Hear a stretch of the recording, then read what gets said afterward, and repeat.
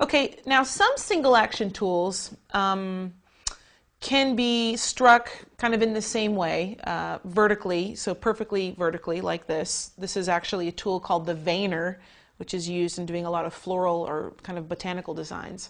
So, you can strike it, sort of straight up and down like that vertically and get the full impression of that stamp there.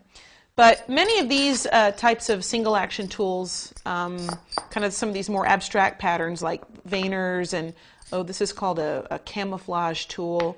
This is called a backgrounder, seed tool. We'll go through these one by one. A lot of these can get different effects if you have it at an angle, and some, for some parts of your design you might want to have it at an angle. So for example, let's take the veiner again, the one we just did this full impression of, and we'll notice that if we actually have it at an angle, and again, just a single action, we're not going to move it away from the spot, but we're just going to have it at an angle. Whack it once, and there's kind of a different look to it. There's kind of a, we've lost kind of the, we've sort of lost the tips of the design here. It kind of has more of a, I don't know, sort of a horseshoe look where it's kind of been driven in. And you can kind of put this at any different angle. We can sort of try it maybe sort of at the other angle here, about kind of more like this. Let's see.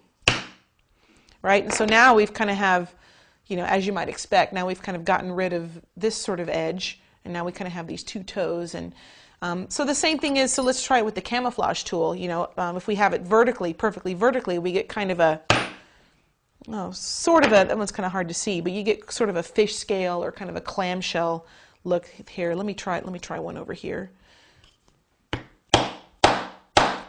I hit it more than once, but I didn't let the tool move. That's why it's still a single action tool, because it's not moving. There's kind of like that kind of fish scale or clamshell look to it. But again, I can, if I don't hold it straight up and down, if I hold it at a bit of an angle, let's try it like this, you can see that it has a kind of a different look to it. It kind of has more of a rounded look here. I've kind of lost this crisp edge.